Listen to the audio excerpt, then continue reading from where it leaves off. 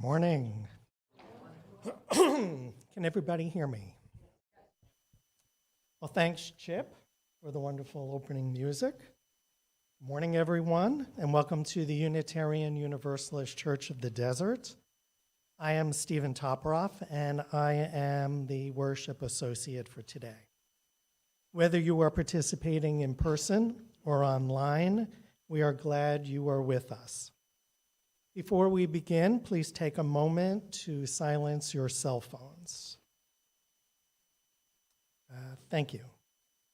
As we begin, we acknowledge that we are on the historic homelands of the various bands of Kuya people, and we honor the unique relationship that we hope emerges between our community and the indigenous people and their traditional territories.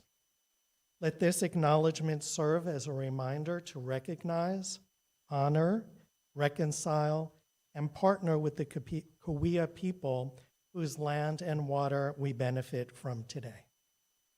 In this congregation, we welcome people of all sexual orientations and gender identities, of all ages and sizes, people of all economic statuses and professions, and of all physical and mental abilities, people of all races and ancestries and cultures. We welcome you wherever you are from, whoever you love, whatever your immigration status or civic engagement. We welcome all those who will learn and grow with us as we commit together to embrace the rich and beautiful diversity of the world and to build a community centered in justice, compassion, and love. You are welcome here. We're glad you're with us this morning. And this morning in particular, I want to give a warm welcome to Lisa Middleton. Lisa Middleton is a member of the Palm Springs City Council. In 2017, she became the first transgendered person elected to political office in California. In 2021, she became only the third trans person in U.S. history to be the mayor of an American city. Lisa will speak about her life experience, as well as the challenges facing trans people today, as so many seek to politicize transgender identity. At this time, I would like to take a moment to greet any other newcomers and visitors. If you were here for the first time and are comfortable, you are invited to stand and raise your hand, and an usher will come to you with a microphone. Right now, please share just your name and where you are from. After the service, we can get to know you better at coffee hour. So any newcomers who wish to identify? Nope, okay. There is? Okay. Could somebody bring a microphone? I'm Scott. I'm from Palm Springs. It's my first time here. Okay. Welcome. We're glad you're with us today. So now let's begin our service with the ringing of the Tibetan bowl and listen to our music for centering.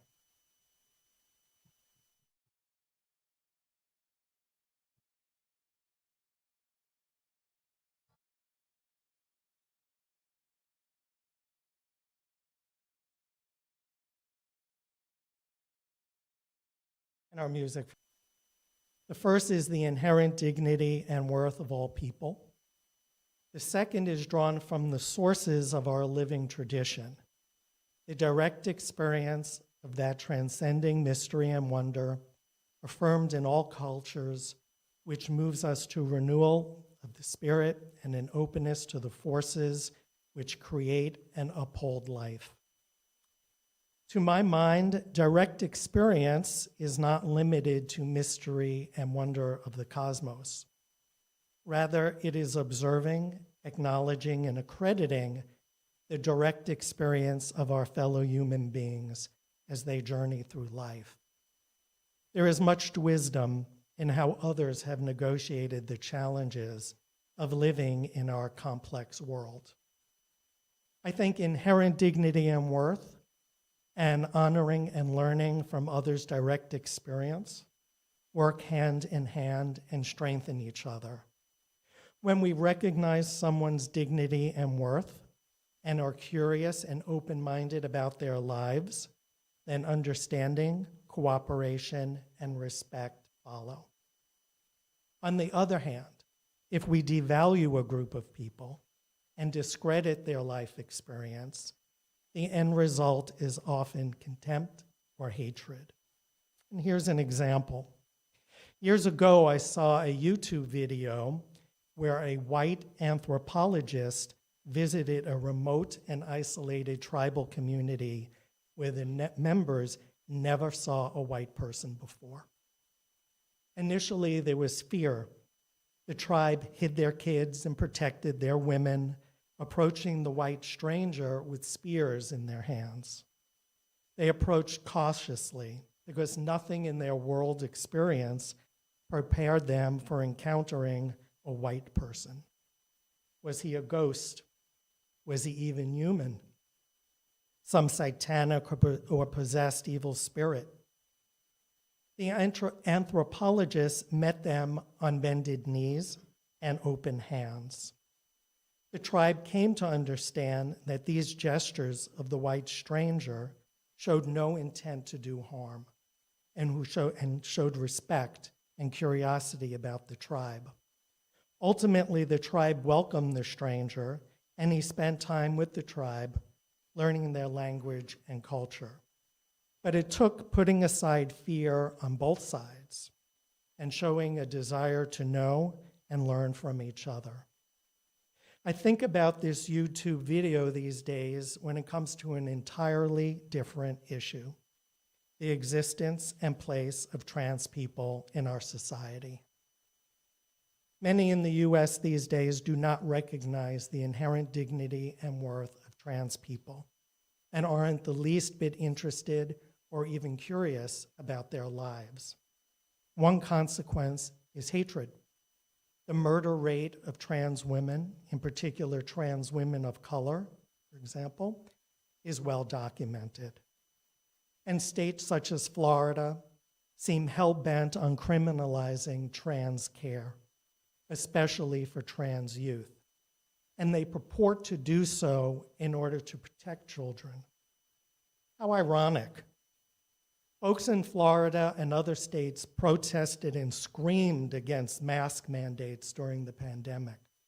And they did so on the basis of freedom and liberty, that individuals can make up their own minds about their own health care. And parents in particular should be able to decide what is best for their own children. The same concern for the right of parents also comes into play with respect to textbooks in schools. They contend that parents exercising their liberty rights should be able to petition for the removal of LGBTQ+ content. But when it comes to trans kids, the tables are turned. The same folks arguing for freedom and liberty, arguing for parental rights, all of a sudden are perfectly content to take away the right to gender-confirming care for trans kids and their families.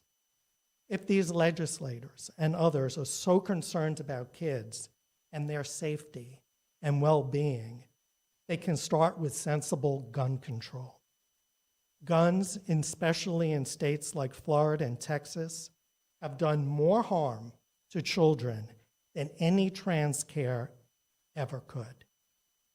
I wish these legislators and others would have an open mind and honor the inherent dignity and worth of all children, no exceptions, including trans kids.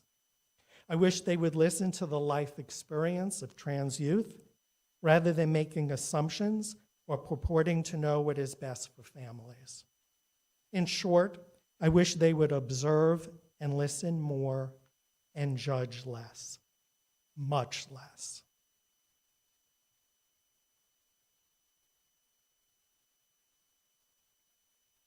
Now, a moment of silence to reflect, to wonder, perhaps to think about your own life experience and what others might learn from your story.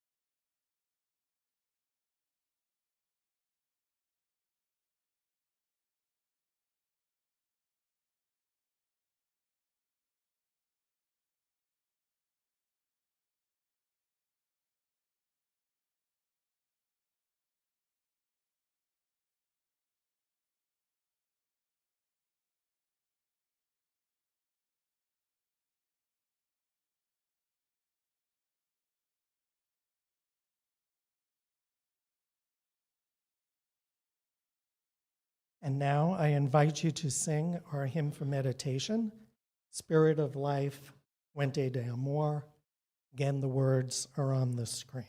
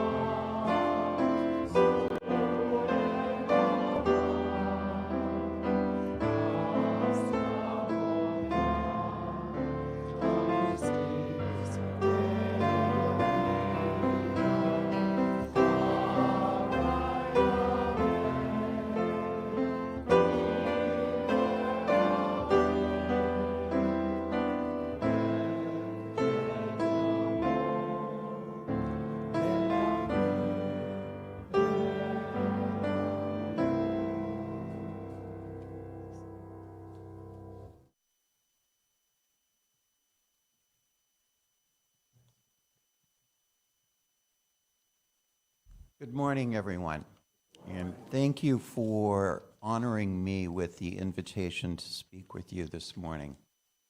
As a politician and an elected official, I'm not sure I'm qualified to deliver a sermon, but I am going to do my best to speak to you in what I hope is consistent with the Unitarian tradition of respect for human nature, for the diversity of human nature, and the absolute importance for all of us to be connected to one another.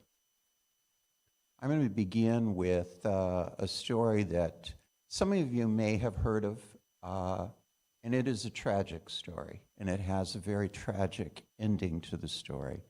And I don't say it to try to shock anyone, but I think it's a story that bears particularly in today's world, keeping in mind when there is so much in the news regarding transgender individuals. And frankly, the story is actually not about a transgender person. It is the story of David Reimer and his brother. David Reimer is more frequently recognized by the title, the subtitle of a book that was written about his life, The Boy Who Was Raised as a Girl. David and his brother Brian were born in 1965 to a working class family in Winnipeg, Alberta, Canada. It was the first birth for two very happy parents, twin boys, biological boys, and they were welcomed into a family that was absolutely in love with having their two sons. As the sons began to develop in the first few months, it was very clear that there was some type of medical condition that was making it extremely difficult for both of them to urinate. And at 8 months of age, the physicians decided that the best thing to do was to circumcise the boy, something that was not a part of the religious tradition of the family, but for medical reasons, it was believed that this would be the best route to make it possible for them to be able to do that very critical biological function. Even for the small kids, for those of us in my age group, it's critical. Surgery was scheduled for both boys. David, who at that time was known as Bruce, was the first to be born, so they decided that he would be the first to have the operation. And the physician was using a method a little bit different than the traditional circumcision. It was horribly botched. The young child's penis was completely amputated in the course of the circumcision. You can imagine the terror that went through the parents. The other child was not operated on, and as things sometimes turn out, the condition that they were going to have the operation for the second child went into remission, and surgery was never needed. Probably was never needed in the first instance. But the family in the mid-1960s struggled with how were they to raise a young boy missing a fundamental part of anatomy for any young child. During the course of watching television one night, they heard an interviewer on Canadian Broadcasting System from a physician by the name of Dr. John Money, who treated patients for sex issues in Johns Hopkins University in Baltimore, Maryland. And Dr. Money was a very convincing individual, convinced the family through that program and then later through individual meetings that there was a solution. And that solution was based on a theory that gender is a social construct and that how someone is treated is far more important than the biology of who they are or what their mental outlook is. That, in fact, if we condition someone properly, we can raise them to be a boy or a girl. And so the family entrusted themselves to this physician. And over the course of a number of years with both boys, or both children, they were treated with a number of psychological treatments to convince them in every respect that one was absolutely male, the other was absolutely female. The family was instructed that they should be rigorous, if not ruthless, in making sure that each child adhered to the gender identity that they were now being given. And in the course of the treatments, the children were subjected to what I believe to be absolutely horrific medical malpractice. But this medical practice was reported in the medical literature under the famous title of the John and Jones study, which based on the idea that we had two biological children, one being raised as male, one being raised as female, that in fact, gender is simply a social construct, and all we need to do is make sure that we give everyone the treatment that would be consistent. It was also reported in the medical literature that the children were incredibly well-adjusted, happy, and living a wonderful life. This was consistent with what many people wanted to hear, particularly during a time when women were so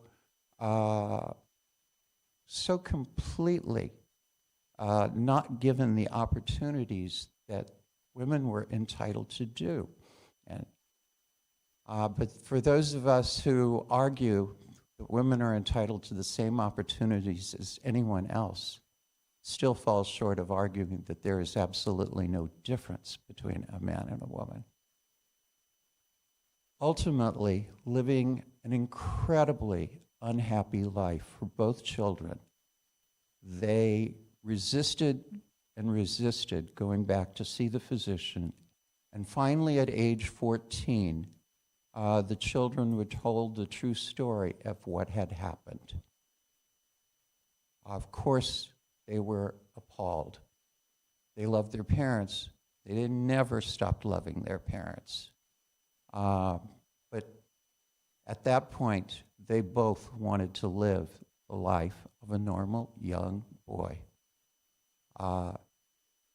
David was given the name Bruce when he was born, but asked to be called David because on reading the story of David and Goliath, he felt that he had been given the kinds of challenges that faced young David, and that he would need all of that kind of strength to get through and to survive. As this story finally became known in the late 1990s, and most particularly with a very long expose that did not name any names, written by John Colapinto, and then ultimately in 2000, the book was published, As Nature Made Him, the boy who was raised as a girl. Mr. Colapinto, in the course of talking about, or in his writing, said that when you dealt with David as a young man, he was, for all respects, a well-adjusted, seemingly happy, working-class man in Winnipeg. But at any moment when he was asked to talk about his life growing up, what would confront him was someone who was absolutely ashen, absolutely incapable of describing beyond uttering out the few sentences and then crying and then moving on to talk about what had happened to him. I tell you this long story for one reason. What was attempted was to try to change someone into something they are not. And that cannot be done. We all have a unique soul, a unique identity, and what is critical in humanity is that we give each and every individual that opportunity to be the person that they are. Today, across numerous state legislatures and in the newspapers and in so many other places, we hear individuals frightened to death that if the word gay is somehow or other uttered in the course of a conversation, that impressionable youth sitting out there who is as straight as can possibly be and has absolutely no sexual orientation issues by the mere hearing of the word gay is suddenly going to be transformed. Well, they tried for over a decade with poor young David Reimer to make him something he wasn't. Grooming does not work. It has never worked. It never will work. And as I try to remind folks from time to time personally, if grooming worked, I would be the Pentecostal preacher that my mother wanted me to be.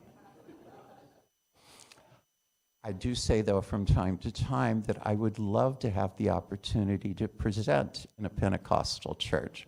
I'm not sure I would get the introduction that I got here today, but it remains a goal of mine to have an opportunity to talk with some of those folks that I grew up with and let them know I turned out okay. And I turned out okay after nearly 4 decades of trying very, very hard to be what I was not. Now, my story of trying to be something that I'm not is one that any number of us can relate to, particularly those in the LGBT community. For those who were in my generation, the very first out generation, it was that wonderful generation of out individuals across the LGBTQ spectrum that said, we're not going to hide anymore. We want to tell our entire story, all of the story of our life. When we get together at the lunch table on Monday morning at work, and we are listening to the stories of what you did on the weekend, we also want to tell you the stories of what we did on the weekend and where we were, whether it was a drag ball or just a bunch of friends getting together. We want to be able to tell our stories in real life. There are an incredible number of attacks taking place against the transgender community today. I think they're caused by 2 primary reasons. One is the simple fear that any parent has with a young child, that you want to make sure that your child gets the best opportunity to be the best person that they can be. That sense of needing to be protective of your children is something that is, and I am very proud as a parent that I certainly wanted to protect my children. But I also knew I wanted them to be who they wanted to be. It was a really big struggle when my 16-year-old son started as an Eagle Scout, got the best score in rifle shooting. And as he presented his award, and I sat there and I looked, oh God, how do I say congratulations to this? I'm pleased to report that that phase did pass in his life, and he is now an appropriate 40-year-old vegan who's the principal of a high school. So sometimes when your children challenge you, you just have to weather it out and hope for the best, and it does come. But in home after home, across this country where there's a transgender child, I'd like you to step back for a moment and think about what that may be like.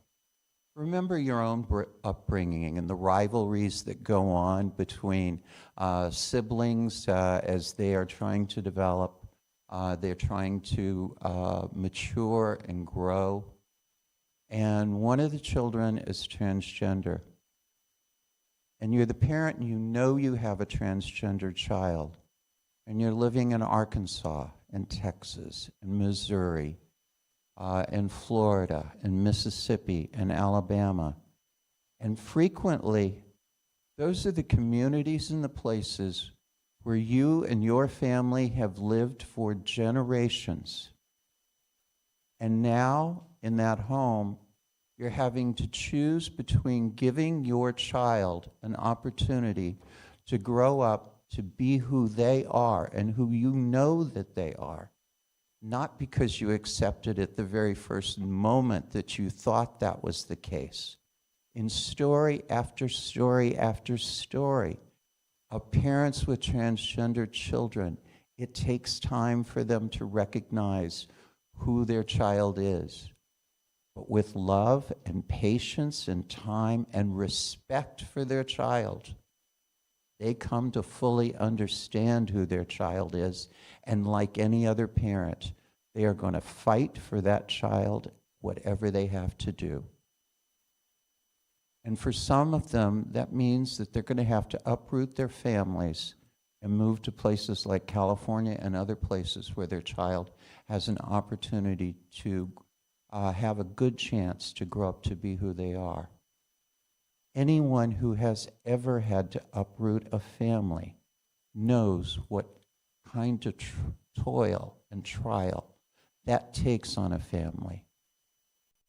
And instead of trying to help and work with those families, we have political leaders who see an opportunity to exploit them for their own gain. There is no honor in what they are doing. And there will ultimately, I believe, be no reward. It is a tough time in our country at times these days.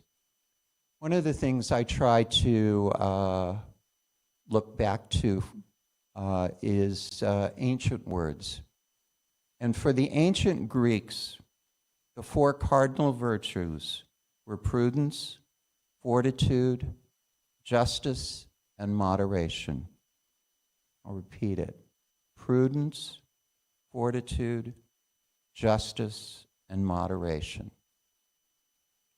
When I pick up social media or watch most of cable news, I believe that the 4 cardinal virtues of those mediums are recklessness, fear, prejudice, and extremism.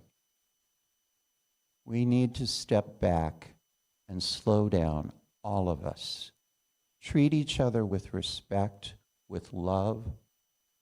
Treat each other as the genuine, unique human being that never existed before and will never exist again when they are gone. We all are entitled to our own destiny, the authenticity that is real inside each one of us. And there is honor in standing up for that.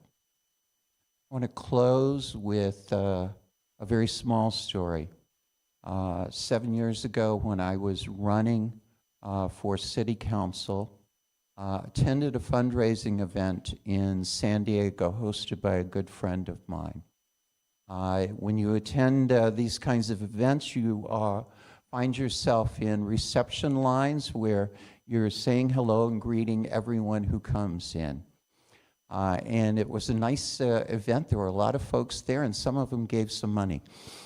But toward the end of the line were 2 young parents and a small girl who appeared to be about 5 or 6 years old. And as she got to the front of the line, she reached her hand out to shake mine well before I could. And then she kind of shuffled her feet a little bit. And finally, she put her hand out really big and said, "My name is Lori, and I'm transgender like you are." And my heart just about broke. And her parents were just smiling, the most incredible smiles as their daughter was standing there being introduced. Well, she was 5 years old, which means today she's about 12. And at about 12, the body starts to change very tremendously. And I think of her often whenever I hear the stories of what is going on, because that poor girl now and her parents are making those fundamental decisions as to what is going to work best for her and her future. I believe those decisions need to be made by that family. And most fundamentally, they need to be made by the person themselves. Lori is entitled to decide her destiny, just like all of us are. And our job, whether it be parents or community members, is to give each one of those children, whoever they may be, the opportunity to be the best person that they can be, not what somebody else would be. I thank you for your time. I thank you for your commitment to diversity, to inclusion, and to respect for all of us.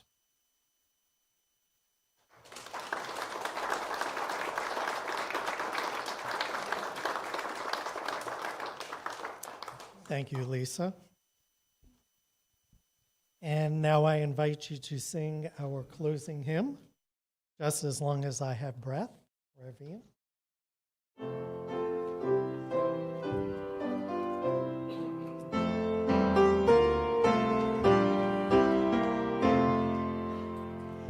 Just as long as I have breath, I must answer yes to joy.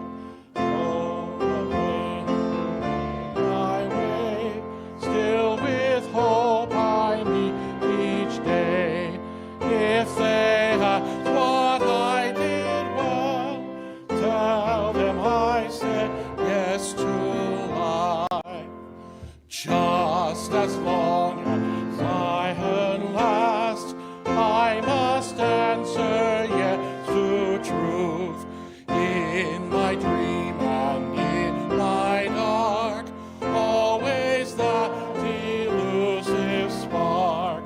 If they ask what I did well, tell them I said yes to truth.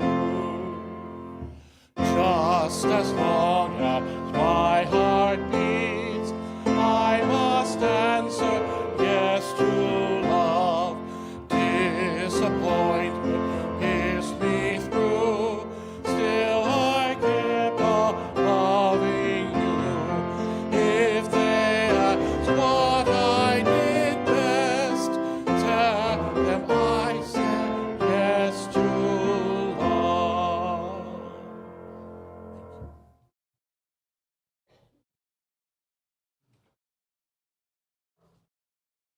And now I invite Lisa to extinguish our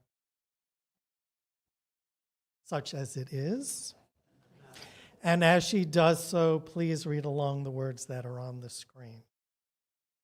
We extinguish this flame, but not the light of truth and the warmth of community or the fire of commitment.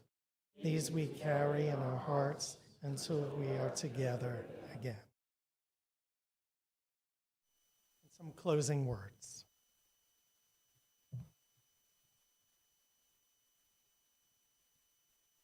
We all will go forward this week, I hope, with a renewed sense of the importance of each and every one of us being honest to who we are and being respectful of everyone that we encounter and finding an opportunity to connect with someone new.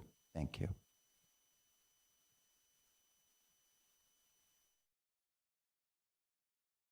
Thank you, Lisa, for joining us today. Let's all take inspiration from your words and have the courage to live our authentic selves. And now Chip will conclude our service with the following music from the movie The Piano.